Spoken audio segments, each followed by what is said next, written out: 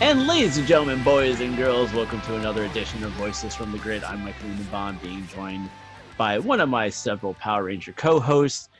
This time around, the Yellow Ranger himself, Mr. Brian Massey. What's going on, everybody? And of course, Brian, you get the Sentai side of things correct, unlike in Power Rangers, where in the Sentai for Jew Ranger, the Yellow Ranger is a guy. Yep, it's a boy named Boy. Go figure. Yeah. So with that said, ladies and gentlemen, we're going to let you know that this episode was pre-recorded beforehand, and we actually had to redo the intros and the outros. So if it's a little disjointed, we do apologize. So with that, we hope you enjoyed the episode. So we're going to get right to it with something fishy, with everyone's favorite segment in my mind, which is the quick run through. And we start off at Angel Grove High School, and we see Jack, Trini, and Zach are talking about going scuba diving, to which then Bulk is interjecting, and his locker explodes upon opening. Skull caught Bulk in his net, and Billy and Kim plan to go to the park instead of scuba diving. Rita and Goldar hatch a plan for the goo fish. At the harbor, Jason, Trini, and Zach check their equipment, and they go scuba diving. It's so nice that they actually went out of their way to go through all of the equipment to make sure everything was properly working. Good job, Power Rangers. Good job. And at the park, we see Kim brought fish and chips for lunch, to which then enter a flashback of Kid Billy being bit by a fish. Womp womp.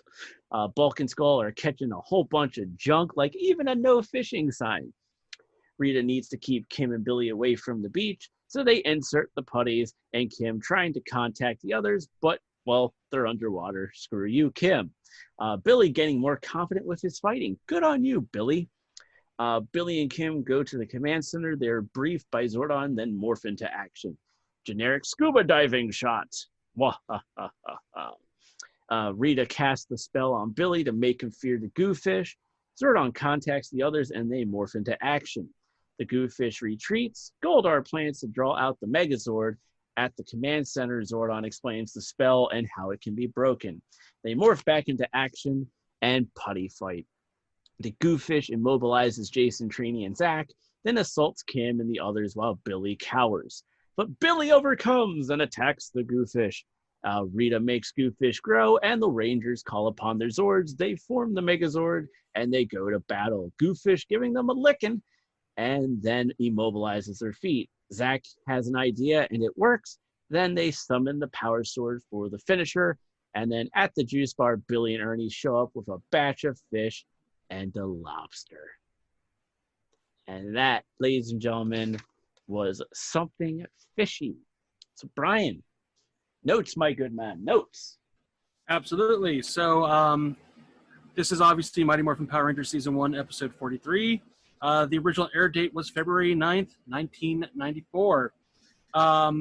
I did pull up some notes here. It looks as though this was the very first episode to make use of Zeo Ranger 2 footage, which is additional footage that was commissioned by Saban before they began producing it more commonly over in California, which is what you see a lot in Season 3. You see a lot of that in Season 3. The episode title was used again is Episode 4 of Power Rangers Super Samurai. Something's fishy, so don't get them confused if you're looking them up on IMDb, I guess. The Goofish reappears in Season 2 episode A Real Fish Story. Yeah, we'll get to Season 2 when we get there. We'll yeah. Yeah, well, we're I mean, you said we're episode 43 out of 60. We're getting there, man. We're getting there. We're getting there. Yeah. So Bulk, okay, just as a little bit of like a nerd thing here. So Bulk gets bit on the nose by what is a live lobster, which is obviously a rubber prop in this show. But the lobster is red that they use, and lobsters are typically never that color until they're cooked, just so you know.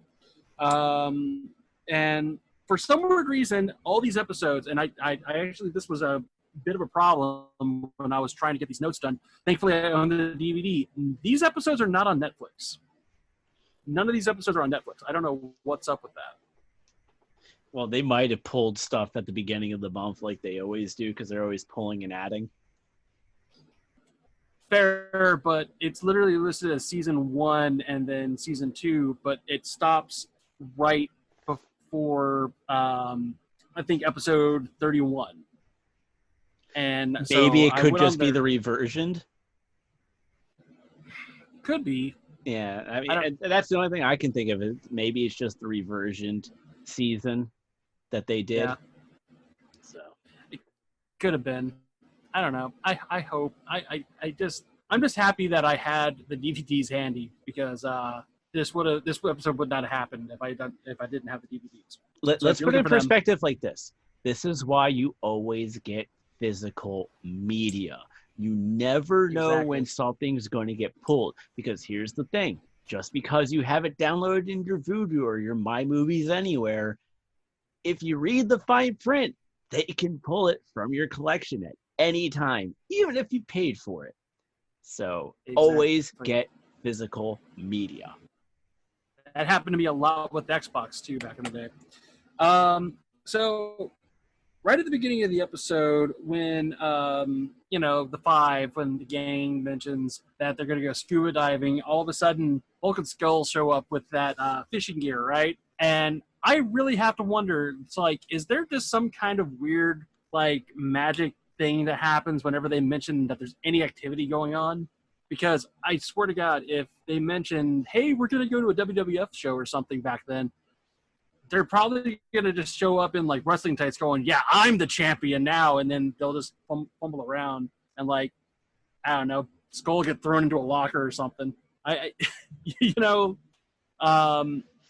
This just always seems to happen. And I guess maybe it's lazy writing. I don't know, but it happens so much. I mean, when you With them. when you have to include commercial breaks and you only get about between 18 to 20 minutes an episode, certain things are going to get cut out.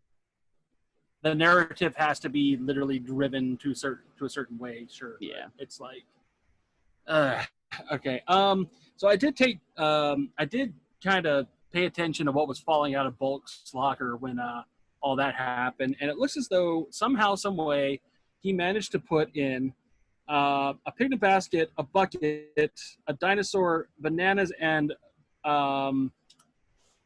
sorry, the dinosaur was a blow-up dinosaur, by the way. I never had a locker that big in high school at all. So I had one that was as tall as me in high school. And you had one of the long ones, you yeah. had one of the tall boys. Okay. Yeah, I had one of the tall boys in high school. But the funny thing is that like what they have in Angel Grove High, that's what you had in middle school. Actually, no. Yeah. Actually, correction. When I went to middle school, I had the tall boy too. Really? Yeah, I had the tall boy both in middle school and high school. When I was going to high school, we had the divided one, so we didn't have the tall boys. We had like a top section or a bottom section, and I always made sure to get a top section because if you're on that bottom section, it's like, it's so much more of a struggle to get your stuff out. And where you really expect me to put my picnic basket on the lower level? Are you kidding me? I have class. Come on. But yeah, no, I always had the long lockers. So I ended up having like a full locker to myself always, which always worked for me because it's like especially in high school, you had to hang your coat up in your locker. Yeah. So it's like it made it a lot easier, especially the fact that I always wore like a trench coat or a duster as it's normally called. So you would have worn a trench coat in high school, man. Dude, I own a trench coat still. Yeah. Not the original one I wore in high school because the arm fell off on that one. But actually the proper name for the one that I wore in high school and that I actually wear today is actually called a duster. A duster. Even though it's a trench coat and it's the length of a trench coat, it's actually a duster because of the style that it's done in. Yeah. I think those are mainly used, like those are mainly more of a cowboy thing. Yes, they are actually. Yes, they are actually. Yeah. And can we just agree by the way his Bulk pulls out this can of like petrified worms, and he's like, "Yep, time to go fishing." I'm like, "That is disgusting. That is really disgusting." So Billy and Kim obviously declined to go scuba diving, which means that they're getting split up like right off the get-go, which means that that's kind of what you can expect to see in terms of the Ranger fights later on. Rita, overhearing that Billy doesn't like the fish, obviously uses this as an opportunity to unleash a goo monster. And I have to wonder, it's like, why doesn't she use these kind of powers more? Like, why doesn't she just like, oh yeah, okay, he doesn't like fish, I'm just going to amplify that. And, and as we got later on into these episodes, I was like, oh, okay, she actually is starting to smarten up and use these kind of powers more against the Rangers. But up until now, it's like, yeah, that's actually a really smart villain move, like play on your fears. So I can't believe, though, that his fear of fish goes so far that he refuses to have fish and chips at that picnic. That's... You there? Yeah, I'm here. I'm listening to you. Keep going, bud. Cool. Okay, cool. Just making sure. His fear of fish is to the point that, yeah, Kimberly offers him fish and chips, which who brings fish and chips to a picnic is beyond me. But the fact also that he's afraid of eating fish, that's a little far-fetched to me. Yeah, I wait, when they were like, oh, yeah, I'm afraid of fish. It's dead. Eat it. Like, seriously, Billy. It's dead. Eat it. How better to conquer your fears than to eat the thing that you're afraid of? It's like, I'm afraid of this thing. I'm going to eat it. Yeah. And the whole thing about him being afraid of fish because a fish bit him on the finger as a kid was kind of dumb. You want to know something? Here's something really funny. Did you know that crickets actually can bite you? Crickets? Yes. Really? Yes. So on the back of my neck, there's a little bump that ended up being where they did my neck surgery back in high school. And that's actually where I got bit by a cricket. Really? Yeah, because I vividly remember I felt like a pinch on the back of my neck.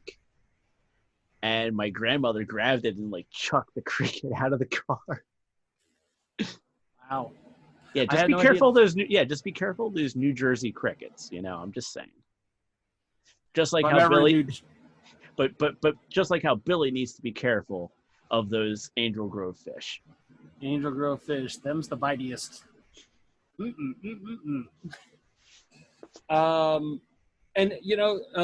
So as we progress through the episode, and like I was trying to remember, by the way, about the goofish, because it's been a while since I've like sat down and rewatched these episodes. I was like, the goofish, that sounds kind of familiar. And the second that I saw it, I remembered, oh yeah, that was one of the evil space aliens that were released as an action figure. And it's selling on eBay right now for a total of like $5. So obviously very valuable. The goofish has just, maintained its value throughout the years. Hasbro, what Hasbro needs to do is instead, like with the Lightning collection, I know they're doing like Rita and Lord Zed together and they're doing the putties. They need to do like some of the monsters. Like, forget about, like, take some of the most memorable monsters like King Sphinx and Goofish and Pudgy Pig. And the eyeball. Yeah, and that plant that ate the Rangers and stuff like that. Yeah. Like the Ranger wannabe monster that could change into like the other Rangers. It's like you should do that. Like, I agree. Do a Lightning collection of just classic MMPR monsters. I have a feeling that sometime, maybe not this year, obviously not this year for San Diego Comic-Con, but maybe next year for San Diego Comic-Con. Well, obviously not this year because they canceled it. Well, yeah, obviously. But I figure maybe next year it would be really cool to get like a 10-pack of like the most famous Mighty Morphin monsters. And I know it would probably be ridiculously expensive, but also it's San Diego Comic-Con. You can justify the price on that. Yeah. Um, I would 100% be okay with a Scorpina Lightning collection figure. Yes. One where it's her in human form, and then one where she's obviously In monster, yeah. monster form. That'd be cool. I'd love that too, and it would go really great with my Goldar figure. Yeah. So back to notes. Yes. So let's see here.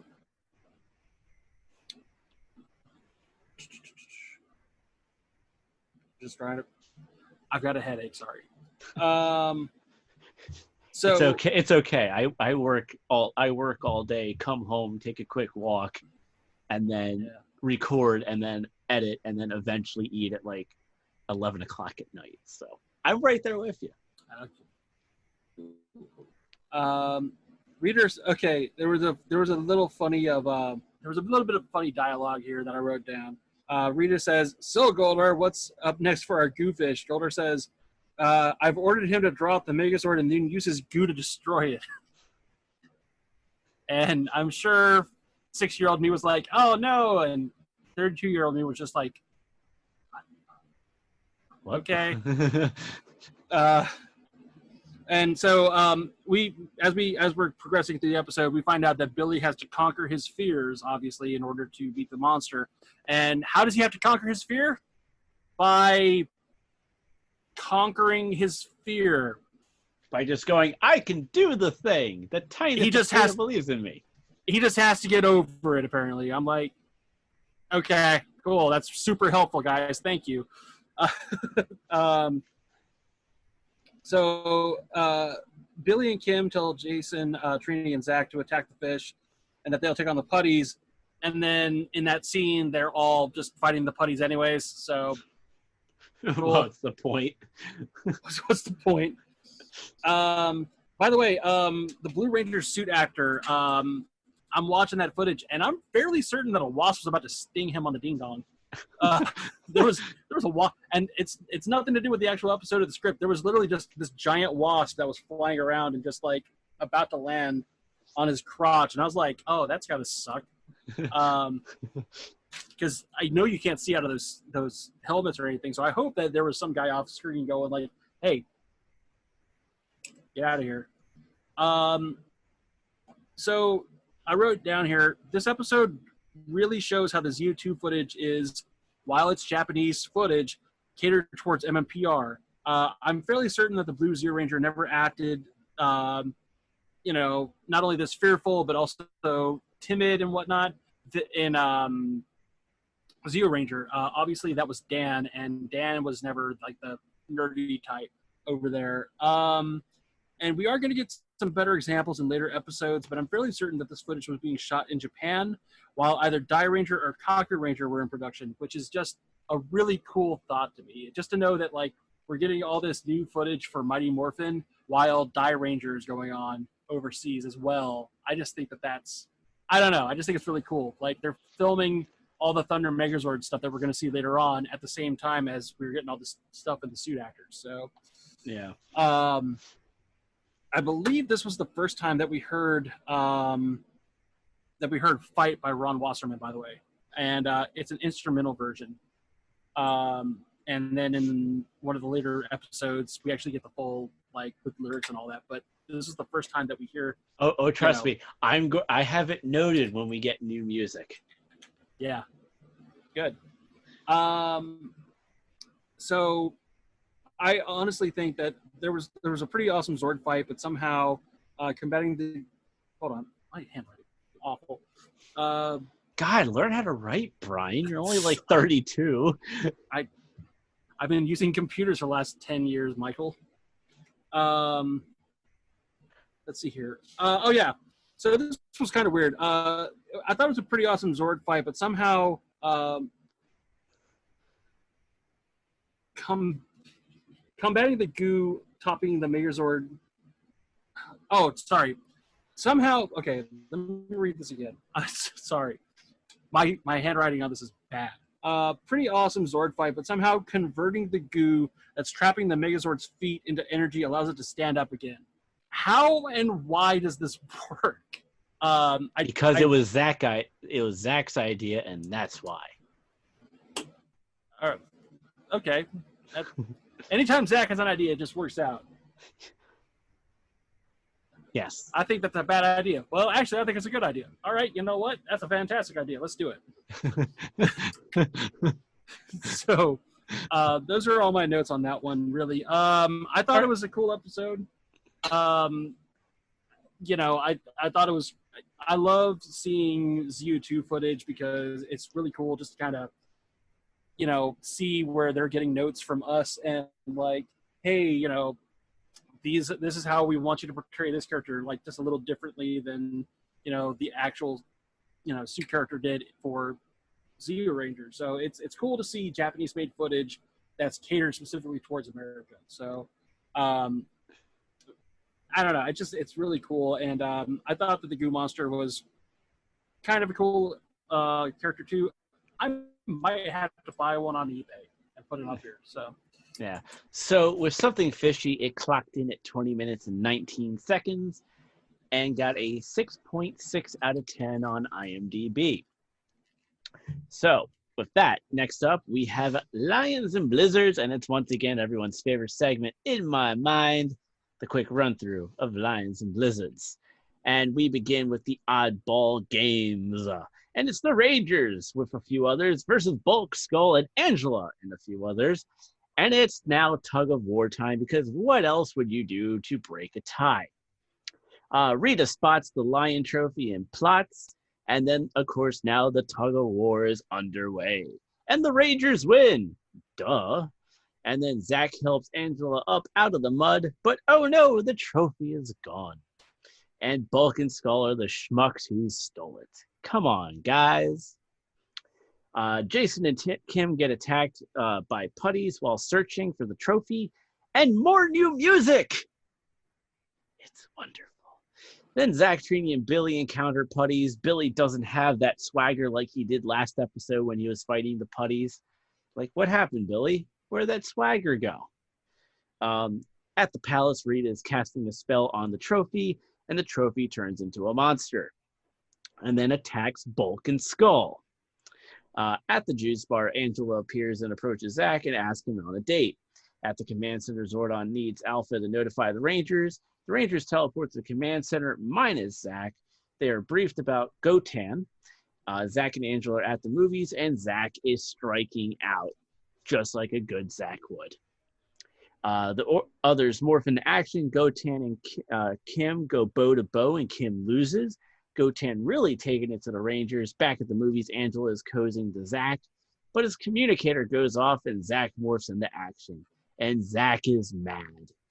Rita makes Gotan grow. Zach calls for the Zords. Once the Megazord is formed, it becomes frozen by Gotan. And Gotan has a hockey stick. It's just there. It's randomly there. But he has a hockey stick. And I'm okay with this. It doesn't matter, though, because he also lost. At the command center, Zordon confirms the trophy has been destroyed. Zach rushes back to the movie, and Angela dumps the popcorn on Zach's head and leaves. At the juice bar, Bulk and Skull get brought in by a cop for identification. And that, ladies and gentlemen, was Lions and Blizzards. All right, ladies and gentlemen. So, obviously, this is Season 1, Episode 44.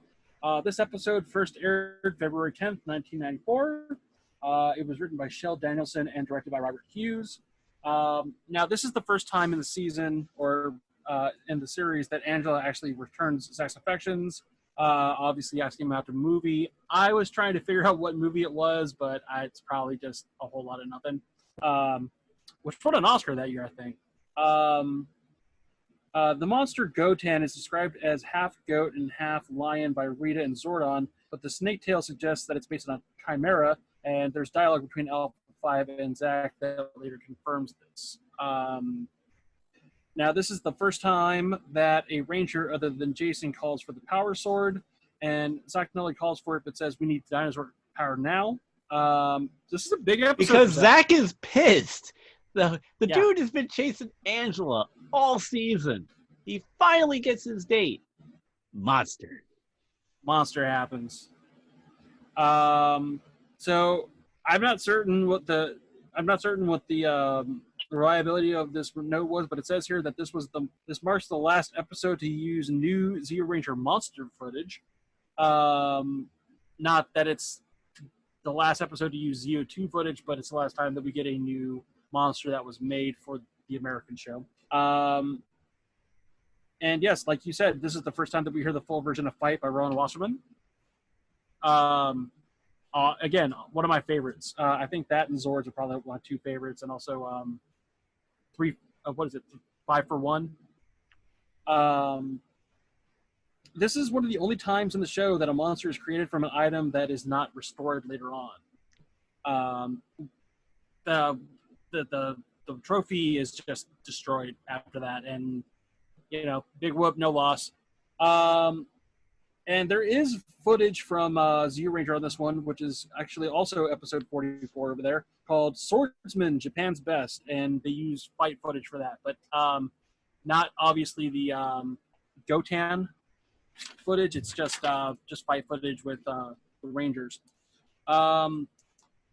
So, okay, going a little more into detail here, we start off at the Oddball Games, and Bulk is up against Jason in a football tire drill, and Bulk takes a pratfall face first, which, as I've been watching the show, I've been rewatching it, I have to wonder, did he ever, wrestle or take any kind of, martial art or something? Because he takes these bumps so, crazily good, and I have to wonder if he's, I think he did take some kind of martial art or something. But he face plants so fantastically in this episode. So Principal Kaplan says that the red team wins, but then he says that there's a tie, and then they have to do a tiebreaker. And I'm like, well, the way that you just phrased that was weird, but okay, cool. Let's go into a tiebreaker. What? No way. I don't believe that. Paul Schreier, Bulk, turned 50 years old on June 1st. Oh, wow. That man does not look 50. He looks so much younger. But anyways, go on. I'm actually looking for stuff to see what else he might have done that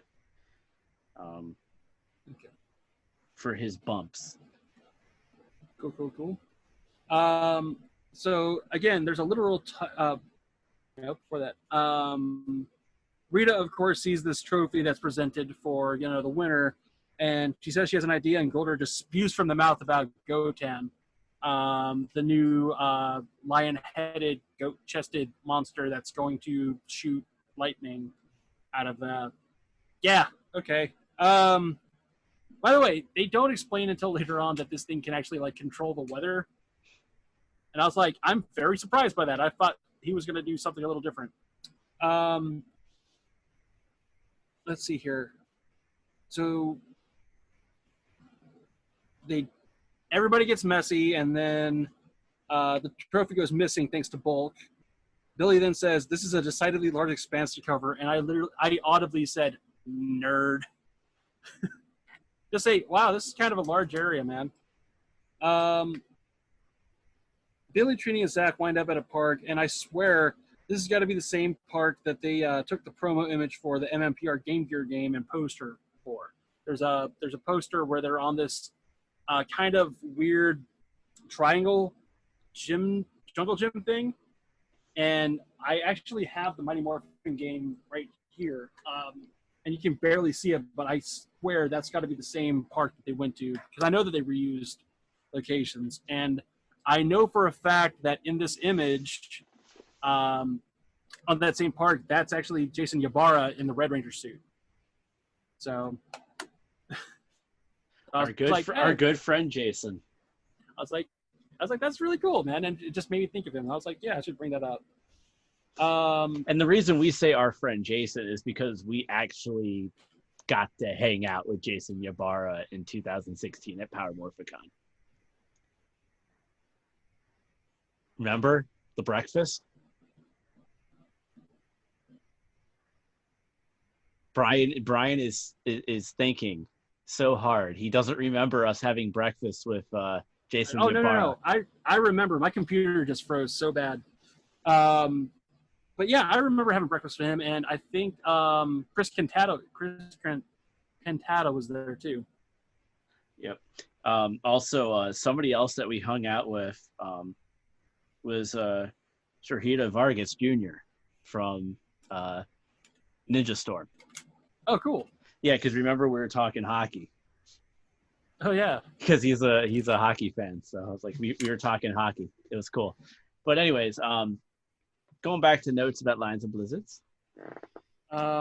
So okay, Trini throws a putty up the slide, and so while they're fighting on this jungle gym, Trini throws a putty up the slide, which is obviously footage that's being played in reverse. But even the putty, like once he goes up there, even he's just kind of like, what? He makes this like, he's just kind of like, I guess this is happening face. Like, come on. We as kids always tried to slide up the slide. It never worked. Nope. He's like, I can't. I guess the putty's more like, I can't believe that actually worked. The dream came true. Also, yeah, there's a point where Billy is like trying to evade attacks, and he kind of does a back arch, and he's like climbing down the thing with his hands. And I was like, oh man, David Yost he had to have splinters just all up and down his hands on that thing once he was done, and I just cringed so bad. So later on in the episode, obviously Gotan is, running amok, and he can control the weather. And all of a sudden, you hear some words that I have never heard ever in California. Hey, we need to take shelter. There's a tornado watch. I don't think I've ever heard of there ever being a tornado watch, not a warning, just a watch in Southern California. Maybe up in Northern California, sure, but like, do they even happen there? Have you ever seen the movie Day After Tomorrow? Yes. That's the only legitimate time probably whenever a tornado will ever hit California. Yeah. That or 2012. That movie doesn't count. Fair. Day After Tomorrow is a much better movie. I agree. I 110% agree. I'm just saying, every day that we were there, it was, balmy and sunny without a single cloud in the sky. And I'm like, I can't imagine a tornado. No. We saw one cloud. We saw this little tiny cloud. And it just kind of pooped away. Yeah. It literally just like, it wasn't strong enough. It wasn't strong enough for this world. Or at least California.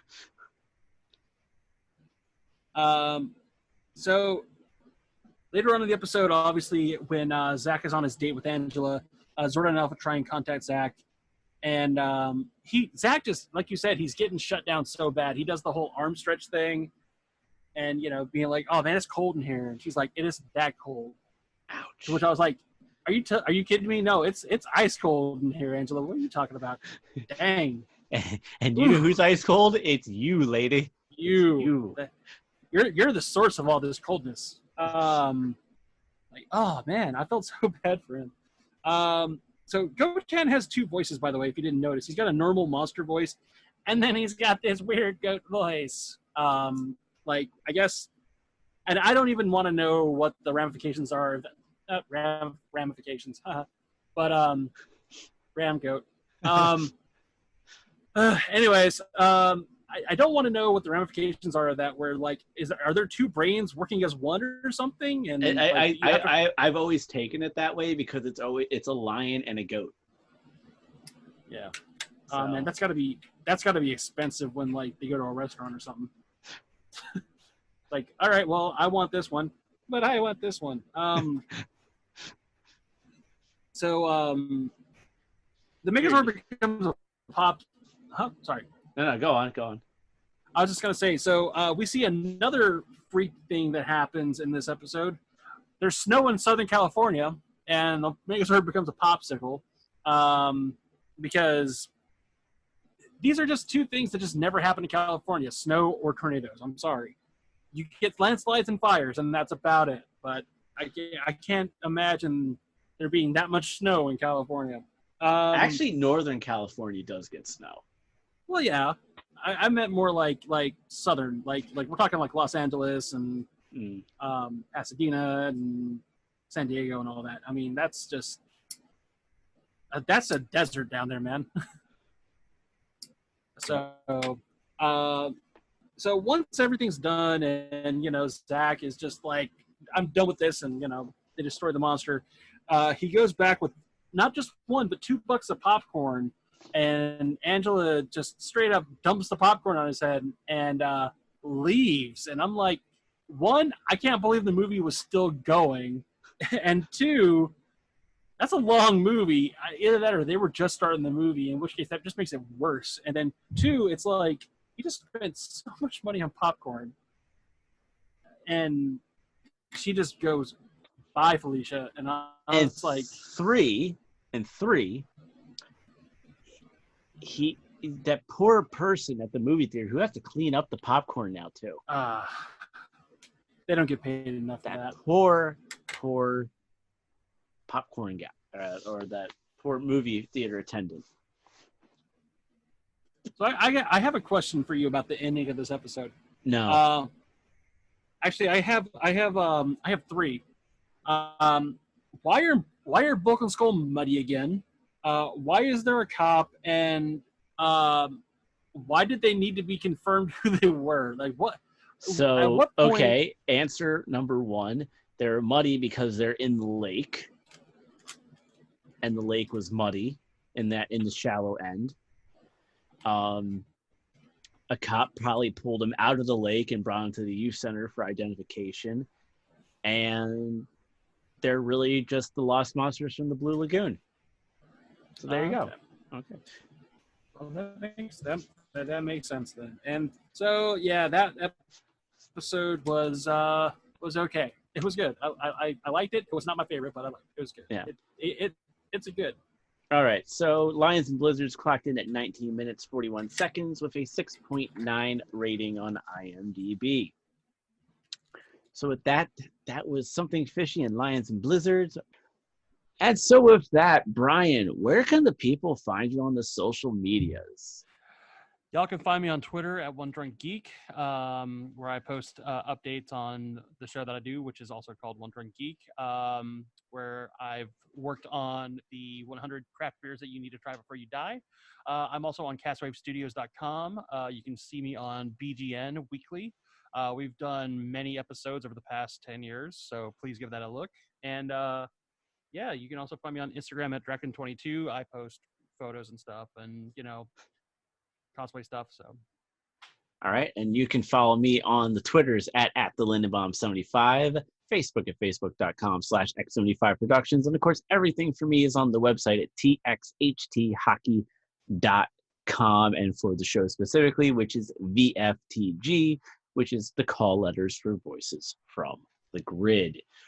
So with that, ladies and gentlemen, boys and girls. So until next time, grab your morphers.